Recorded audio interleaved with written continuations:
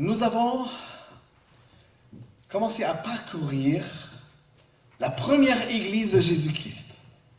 Comment elle est née, comment ceux qui l'attendaient, cette promesse qui venait d'en haut, la venue du Saint-Esprit, se préparaient. Qu'est-ce que le Saint-Esprit a fait avec eux ce jour de Pentecôte où les disciples n'étaient plus à reconnaître. Ils étaient dans les rues, sur les places et annonçaient dans les langues différentes afin que chacun pouvait entendre et comprendre le meilleur message que le monde n'ait jamais connu. Aujourd'hui, nous allons continuer notre lecture dans le livre des Actes, chapitre 2, les versets 41 à 47. Et le thème que j'ai choisi, et j'espère que vous êtes tout à fait d'accord, l'Église qui donne envie de croire en Jésus. Est-ce que vous voulez être dans une église de préférence qui donne envie? Donne envie à quoi? À ce que nous trouvons une confiance que nous n'avons peut-être pas connue avant et qui vient avec notre foi en Jésus-Christ. Donc j'ai préparé 3 textes. Si toutefois la télécommande accepte, ce n'est pas le cas.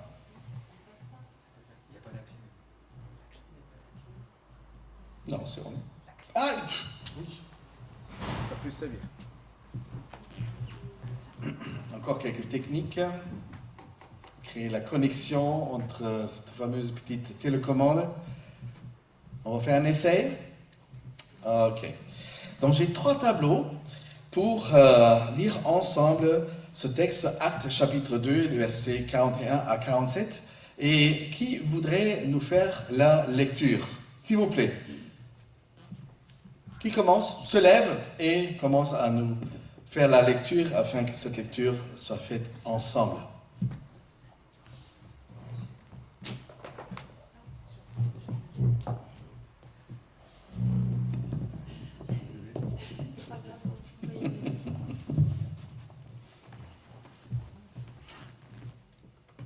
Ceux qui acceptèrent la parole furent donc baptisés, et ce jour-là, le nombre des disciples augmenta d'environ 3000 personnes. Ils persévéraient dans l'enseignement des apôtres, dans la communion fraternelle, dans la fraction du pain et dans les prières. La crainte s'empara de chacun et il se faisait beaucoup de prodiges et de signes miraculeux par l'intermédiaire des apôtres. Tous ceux qui croyaient étaient ensemble et ils avaient tout en commun. Ils vendaient leurs propriétés et leurs biens et ils en partageaient le produit entre tous, en fonction des besoins. Chaque jour, avec persévérance, ils se retrouvaient d'un commun accord au temple. Ils rompaient le pain dans les maisons et ils prenaient leur nourriture avec une simplicité de cœur. Ils louaient Dieu et avaient la faveur de tout le peuple. Le Seigneur ajoutait chaque jour à l'Église ceux qui étaient sauvés. Merci. Le Seigneur ajoutait à l'Église tous les jours ceux qui étaient sauvés. Une Église qui donne envie de croire en Jésus. 50 jours après la résurrection de Jésus et 10 jours après son ascension auprès de Dieu, son Père, le jour de la Pentecôte donne finalement naissance à l'Église de Jésus-Christ. Et depuis ce jour-là, le jour de la Pentecôte, Jésus a commencé à bâtir son Église. Selon sa promesse, je bâtirai mon Église et même les portes de l'enfer ne pourront rien contre elle. Le jour de la Pentecôte marque donc d'une manière très puissante et très marquante la naissance de l'Église de Jésus-Christ que nous vivons aujourd'hui encore. Les événements de ce jour ont littéralement transformé les disciples et tous ceux qui les ont écoutés. Les disciples de Jésus ont commencé curieusement et librement à témoigner de leur foi avec une grande assurance, tellement que les gens étaient surpris. Comment on peut parler les choses de Dieu avec une telle assurance. Dans la tradition juive, la fête de la Pentecôte est une fête de moisson. Elle deviendra le premier jour d'une récolte spirituelle et spectaculaire qui perdure jusqu'à nos jours. Nous le verrons moins à Douai, mais nous le verrons à travers le monde sur tous les continents. Et merci pour la louange, parce qu'elle nous a emmenés à espérer que pour Douai, nous vivrons les mêmes choses. Mais on en va parler encore à un moment plus tard. Mais avant de devenir une moisson spirituelle pour des milliards de personnes, elle a commencé à se répandre d'abord dans le cœur de ceux que Dieu a préparés à en témoigner. Avant que nous attendions une quiconque moisson ici à Douai, cette parole va faire son chemin dans notre propre vie, au milieu de notre Église. Que la puissance du Saint-Esprit donne naissance à la foi d'autres personnes que le Seigneur voudrait appeler et sauver encore. Les disciples de Jésus qui auparavant étaient encore dans la crainte, sont devenus, avec ces événements de la Pentecôte, les témoins de Jésus-Christ. On a chanté « Libérés de tous nos peurs ». On n'a plus crainte de personne. Rappelons-nous du week-end que nous avons passé, l'union fait la force. On baisse la tête devant personne. On n'a pas honte de l'évangile. Et ensemble, on se lève pour honorer notre Seigneur. Les premiers témoins de Jésus-Christ étaient enflammés, ils étaient enthousiastes, ils étaient courageux et sont devenus des gens sans peur. Ils sont devenus des gens sans peur. On ne les reconnaissait plus, tellement le Saint-Esprit a transformé leur vie. D'où vient cette transformation? Pas un remplacement. La crainte a été remplacée par la liberté que donne le Saint-Esprit. Ils sont devenus libres parce qu'ils ne voulaient plus être esclaves tels que nous l'avons chanté, mais ils voulaient être des enfants de Dieu libres et fiers de l'être. Brusquement, ils n'avaient plus peur des conséquences éventuelles, des conséquences négatives de ce qui pourrait provoquer leur témoignage. De quoi as-tu peur? Qu'est-ce que tu crains? Dans les moments où le Saint-Esprit met sur ton cœur et sur ta conscience une parole, à un moment, il dit, c'est à toi maintenant ouvrir ta bouche. Je vais mettre, selon ma promesse, mes paroles dans ta bouche, mais il faut que tu l'ouvres. Est-ce que tu connais ces moments-là? Où brusquement tu as une forme de retenue, pour ne pas dire la trouille, la peur, comment les autres vont réagir. Peur des conséquences. Ceux qui étaient enflammés par le Saint-Esprit n'avaient plus peur. Ils savaient qu'il y aurait des conséquences. Presque j'aurais dit, je vous emmerde les conséquences. Je voudrais honorer et je vais louer Dieu. Et s'il a mis une parole dans ma bouche, je veux être témoin. Et rien va me retenir. Que la puissance agisse dans notre propre vie. Et que cette même puissance agisse aussi dans notre cœur, comme dans celle des apôtres, et transforme notre propre vie, afin que nous deviendrons les témoins enflammés, enthousiastes et courageux, des hommes et des femmes sans peur.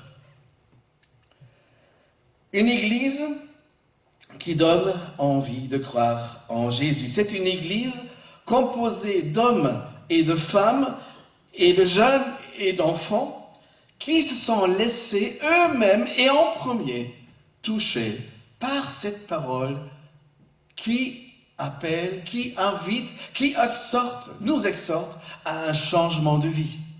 Parce que personne ne peut devenir enfant de Dieu s'il ne va pas naître de nouveau. On ne naît pas chrétien, on le devient. Ce sont des hommes et des femmes qui sont laissés toucher par ce message que l'apôtre Pierre prêchait avec courage.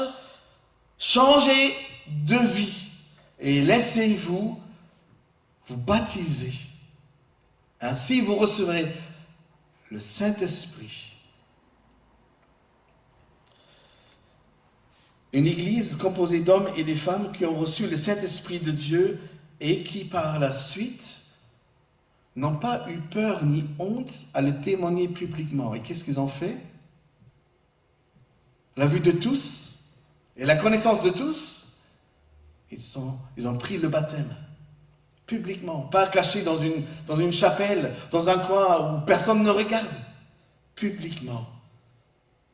Et après leur confession de foi, au nom de Jésus-Christ, leur Seigneur et leur Sauveur, ils sont devenus eux-mêmes des témoins de la foi. Une église qui donne envie de croire en Jésus, c'est une église composée des femmes et des hommes qui se sont laissés toucher d'abord.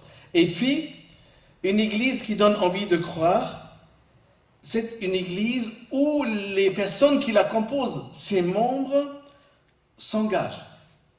C'est pas je viens ou je ne viens pas, je crois pas, je suis dans l'église ou je ne le suis pas, je fais partie, je ne fais pas partie.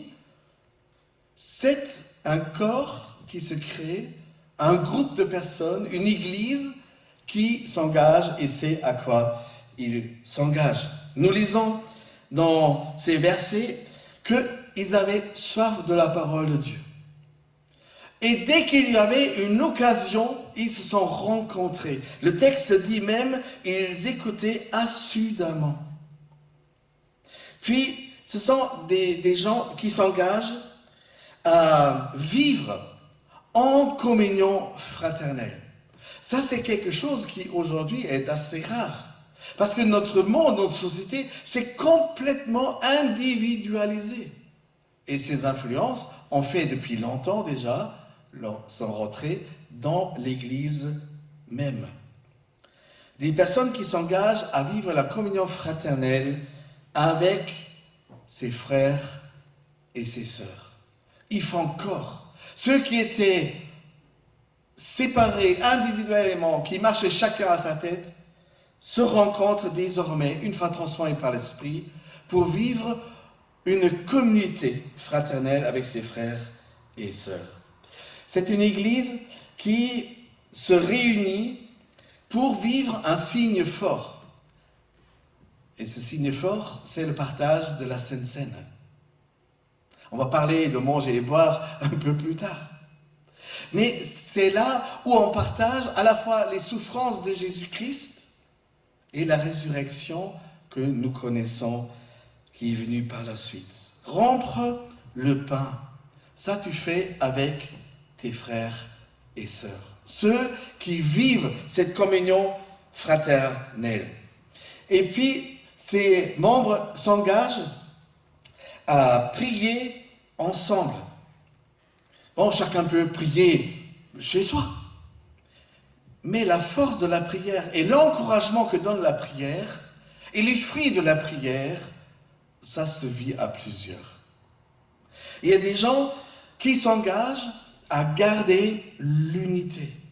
Parce que déjà l'unité fait la force, comme on a dit au week-end. Mais c'est là aussi une force précieuse. L'union à garder. Et c'est pas si facile parce que nous avons bien des choses qui nous différencient et qui normalement nous séparaient, mais nous voulons surpasser ce qui nous sépare et nous voulons vivre ce qui nous unit. Ce sont des gens dans l'Église qui s'engagent à partager leur vie les uns avec les autres. Partager la vie. Merci WhatsApp. Qui est dans le groupe de l'Église? Là, vous êtes au plus vif de ce qui se passe chez les uns et chez les autres. Mais pourquoi pas prendre aussi le téléphone?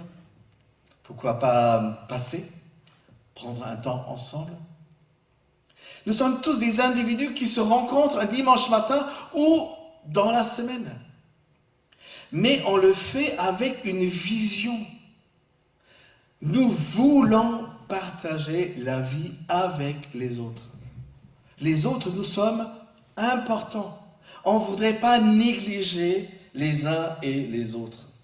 Et ce sont des membres qui s'engagent dans une église qui donne envie de croire, des gens qui s'engagent à se réunir régulièrement en église. Les moments sont tellement rares, les amis, n'est-ce pas, dans la semaine. Et on court tellement à gauche, à droite. Et les exigences de la vie professionnelle sont tellement parfois difficiles à vivre que nous avons besoin d'une oasis, un lieu de repos, une source à laquelle nous trouvons un rafraîchissement, une nouvelle force, une nourriture pour notre vie à nous. Donc c'est une église qui s'engage de se retrouver en église régulièrement. À propos, église et se rencontrer. Parlons un peu de théologie et de convivialité. N'ayez pas peur, c'est très simple. Si on la regarde, cette église, de l'extérieur, qu'est-ce que les gens vont dire? Si on regardait notre église, qu'est-ce que les gens pourraient dire en nous regardant? Peut-être, elle est bien étrange, ce groupe de personnes, ce groupe de chrétiens qui se réunit en église. Voilà, il y a une communauté qui passe beaucoup de temps à être à table. À être à table.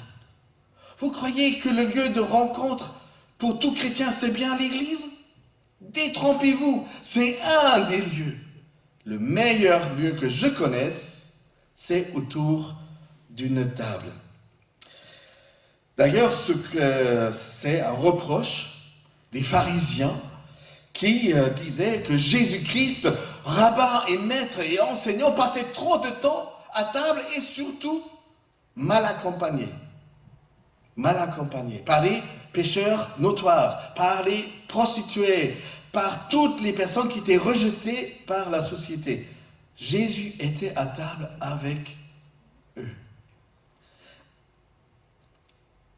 Les pharisiens, avec leur mauvaise langue, disaient de Jésus qu'il était, écoutez bien, un buveur et un glouton. Bon, ça me ressemble aussi. Vous voyez déjà par la forme. Donc je regardais un peu dans les évangiles avec qui Jésus était à table. Vous entendez toujours le reproche des pharisiens. Jésus, tu es à table, trop souvent, et mal accompagné. Donc nous trouvons dans les évangiles 5 fois où Jésus est à table. Une fois, nous disons en Matthieu qu'il était avec des collecteurs d'impôts et avec des prostituées. Mais les autres fois, il était avec ses pharisiens. C'est plus farouche, opposant. Soit ils avaient invité Jésus pour discuter avec lui et lui tendre des pièges, ou ils étaient surpris parce que à table se passaient des miracles. Les pécheurs se sont approchés et leur vie a été transformée. Pensez à Magdalène. De la table avec Jésus, revenons à l'église de la Pentecôte. Voilà une église dont on pourrait dire que la cuisine est au moins aussi important que le culte. Qui pourrait signer cela? Qui pourrait souscrire cela? Dans une église, la cuisine est aussi importante que le lieu de culte. Ok. On va bouffer ensemble. Normalement, une église, les amis, on pense que l'église est le lieu de la prière. Vous êtes d'accord? Mais oui, que le lieu de l'église est le lieu de la réflexion sur la parole de Dieu. Vous êtes d'accord? Oui. Et surtout pas un lieu de ripaille. Vous savez, vous connaissez ce mot ripaille, je devais le chercher. C'est manger copieusement sans modération. Et là, vous voyez les publicités, fumer avec modération, manger avec modération, faites l'amour avec modération. Je ne sais pas, tout est avec modération. Sauf dans l'église. Priez avec modération. Qui est pour? Oh. Écoutez la parole de Dieu avec modération. Chantez, louez Dieu avec modération. Non, sans modération aucune. Laissez libre cours à ce que le Saint-Esprit nous fait vivre. Voilà des gens qui, à l'Église, ne font pas simplement la théologie, mais qui se réjouissent aussi d'une même manière, d'une convivialité fraternelle. Et voilà, j'ai créé un nouveau terme théologique.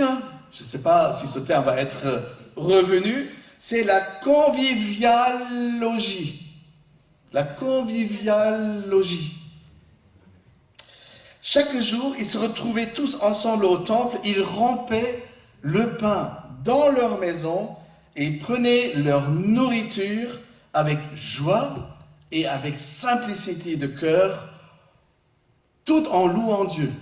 Et pourtant, chez nous, à table, on a toujours dit à nos enfants, et vous faites probablement pareil, avec une bouche pleine. Voilà. J'ai dû penser à cela. Hein. Il semble qu'ils n'éprouvent pas simplement le besoin de se retrouver entre eux pour prier et pour écouter la parole de Dieu, mais aussi de se retrouver avec les personnes qui vivent autour d'eux. Toute Église et chacun dans l'Église pratiquait, semble-t-il, l'hospitalité. C'est par nature que la maison du pasteur est une maison ouverte. Venez frapper à la porte et vous serez les bienvenus. Et votre maison, et votre appartement, est-ce que là où vous habitez, vous pratiquez l'hospitalité? Est-ce que vous aimez recevoir? Est-ce que vous demandez même aux autres, mais venez. On dit tous en France quelque chose qui est pur mensonge. Si vous êtes dans le coin, passez. N'est-ce pas? Et on espère en silence, ne les fais pas passer, Seigneur. Hein? Ou si j'invite d'une manière ou d'une autre, ils ne vont pas répondre à cette invitation. Et pourtant, c'en est une. Si vous êtes dans le passage, venez à notre porte. Les gens pratiquaient l'hospitalité. Une église ouverte pour ses frères et sœurs en Christ est en même temps une église qui est ouverte pour ceux qui sont encore dehors. La façon de vivre leur foi en Jésus-Christ d'une manière simple et authentique leur obtenait la faveur du peuple. Est-ce que vous aimez être aimé? Ah, pas vous. Non, personne n'aime ça, hein, d'être aimé. Notre façon de vivre notre foi provoque chez ceux qui nous voient, s'ils voient notre simplicité et l'authenticité avec lesquelles nous vivons, beaucoup d'estime. Quelqu'un m'a dit, monsieur le pasteur, je croyais que si un pasteur parle, c'est vraiment compliqué à comprendre. Je dis non, je parle simple. Déjà, j'ai dû apprendre le français à l'âge de 30 ans, donc ça restait simple. Mais le message de l'évangile n'est pas compliqué. Ma vie n'est pas compliquée, quoique parfois. La façon de vivre notre foi d'une manière authentique obtenait la faveur du peuple. Et aujourd'hui, en France et ailleurs, les gens vivent dans la solitude et dans l'isolement. Vous connaissez des personnes? Mais qu'est-ce que je peine à inviter mes voisins? Je crois que je suis le seul de notre coin de rue qui salue des gens de loin. Et ceux que je salue sont étonnés. Et à ce moment-là, salut de retour. Comme s'il fallait quelqu'un qui déclenche un geste gentil. Est-ce que tu fais partie des gens qui déclenchent, qui provoquent des gestes, qui provoquent chez eux et celles qui les reçoivent un retour positif, agréable? Ils ont besoin de découvrir l'évangile, ces gens qui vivent seuls et isolés. Tels les habitants de Jérusalem, par étonnement, ils sont venus tous pour une fête, pour un pèlerinage. Ils ne s'attendaient pas à ce qu'ils soient invités à changer de vie et de se mettre à table et de vivre l'Église. Individuellement et en tant qu'Église, tous ensemble, nous devons offrir des occasions de rencontres simples, amicales et conviviales. C'est quand tu commences alors à provoquer, à proposer des rencontres simples, amicales et conviviales. Il me semble que les gens de l'extérieur étaient attirés à la fois par la bonne nourriture spirituelle distribuée et partagée par l'Église, et ensuite par la bonne bouffe. Ou c'était à l'envers, je ne suis pas sûr. Mais d'une manière ou d'une autre, ce que nous retenons, c'est par le partage avec les autres personnes avec lesquelles nous vivons, l'Évangile est partagé et aussi reçu. Vous avez tous reçu une invitation. Le parcours Alpha démarre le 20 septembre. Tu es cordialement, fraternellement, amicalement invité. Viens partager ta foi avec nous et ceux qui viendront encore. À qui tu as donné cette invitation? Qui as-tu voulu inviter pour que cette personne aussi, ou ces personnes aussi, puissent passer un moment convivial et fraternel tout en écoutant la parole de Dieu? Qui a invité quelqu'un? Chouette. Prions pour ces personnes-là. Prions pour ces personnes-là. Créons des occasions pour que nous puissions inviter, pour partager à la fois l'Évangile et la bonne bouffe. Et qu'importe si c'est à l'envers ou pas. Parce que c'est exactement ce que les personnes ne connaissent pas de l'Église. Convivialité, hospitalité, générosité, amour, être accepté. Quelqu'un m'a dit, vous savez, le pasteur, je vais à la messe d'une des paroisses. Je ne me rappelle pas que quelqu'un m'a salué au point qu'il y avait une suite après. Je n'étais jamais invité par quiconque. Donc j'ai demandé, et vous? Vous avez invité qui? Ah oui, finalement. Et ainsi, on peut se rencontrer, on peut se rassembler, on vient individuellement et on quitte les lieux individuellement. Ce n'est pas ce que veut être l'Église. C'est la qualité de notre communion fraternelle, c'est la qualité de notre nourriture spirituelle et c'est notre qualité de communion fraternelle. Ainsi aussi la qualité de notre hospitalité qui rend le message de l'Évangile crédible. Et le Seigneur ajoutait chaque jour à l'Église ceux qui étaient sauvés. Voilà une Église qui donne envie de croire en Jésus. C'est aussi une Église généreuse et pleinement solidaire. L'Église de Jérusalem était une Église de partage, qui partageait.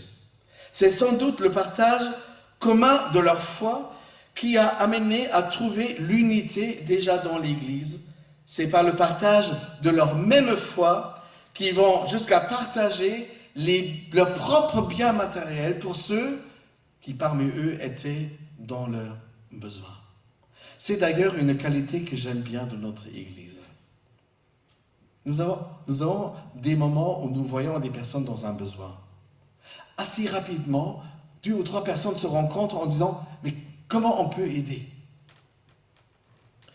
L'Église qui donne envie de croire est à mes yeux une Église pleinement solidaire les uns envers les autres. Quel contraste de vivre l'Évangile aujourd'hui dans certaines églises. Même en tant que chrétiens évangéliques que nous sommes, un grand nombre vit comme monsieur et madame tout le monde, chacun pour soi. Et dimanche à l'église, chacun pour soi. La vie communautaire se limite souvent au jour du dimanche. L'étude biblique assidue, comme c'est écrit dans notre texte, n'est pas suivie par un grand nombre de personnes. Et ainsi, on ne doit pas s'étonner que dans certaines églises, il n'y a pas une culture ni chrétienne et ni biblique. Pourquoi? Parce que ces gens ne se rissent pas et ne partagent rien. Ce qui fait que certains connaissent pas leur Bible, peuvent rien expliquer aux autres de la parole qu'ils lisent eux-mêmes personnellement, pas partagée avec d'autres personnes dans l'Église. Et parlons aussi de la générosité et le partage par rapport à notre argent, thème tabou en France et ailleurs. La générosité par rapport à notre argent est probablement, et pour les mêmes raisons, un sujet qui fâche dans l'Église. Nous tenons passionnément à notre indépendance et nous tenons passionnément à notre liberté, au point d'aboutir, même dans une Église, dans une forme d'individualisme bétonné qui nous renferme aux besoins de nos frères et sœurs, de nos propres frères et sœurs. Quand pour la dernière fois, vous avez invité quelqu'un spontanément de passer le dimanche en culte avec vous à table à la maison? Quand la dernière fois, vous étiez spontanément invité à passer un temps pareil pour partager un repas? Quand la dernière fois, vous avez aidé une personne que vous avez connue dans une situation financière difficile? Quand la dernière fois, vous vous êtes proposé à aider une personne en lui offrant généreusement de votre temps? Cette Église joyeuse dans la foi et généreuse envers les uns et les autres dans le besoin communique par nature, par cette même nature, bien l'Évangile à la société qui l'entoure. C'est une Église qui bougeait. Chaque jour, disait Luc, l'apôtre Luc, le dit, lui, l'évangéliste Luc, pardonnez-moi, les communautés s'agrandissent par ceux qui ont trouvé la foi, qui étaient attirés par cette communauté qui vivait autrement. Cette Église donnait envie de croire. Et ces personnes, une fois jointes à l'Église, ont trouvé l'Évangile. Et leur vie, à eux, était aussi transformée. Une vie que seulement Dieu peut donner. La vie en Dieu se trouve ici, dans l'Église. Nous partageons l'Évangile. Nous sommes les témoins du Christ. Nous sommes les ambassadeurs que Dieu envoie dans le monde. C'est un espace où se vit le partage bien de manière. Une Église qui donne envie de croire en Jésus.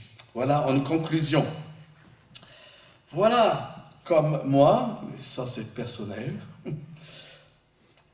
j'ai envie de vivre l'Église. Et j'espère que je peux partager cette envie avec vous. Une Église qui se nourrit bien par l'étude de la parole de Dieu et à table, sans modération, ou les modérations que vous mettez vous-même. Qui se nourrit bien d'une générosité partagée et offerte aux personnes qui sont dans les besoins. Une Église qui oublie personne. Une Église qui se nourrit bien dans la communion avec le Seigneur et ce signe fort qui est le partage de la Sainte Seine, qui se nourrit par l'adoration du Seigneur. Bref, une Église qui donne envie de croire en Jésus, par sa qualité de foi et sa qualité de partage. Amen. Prions.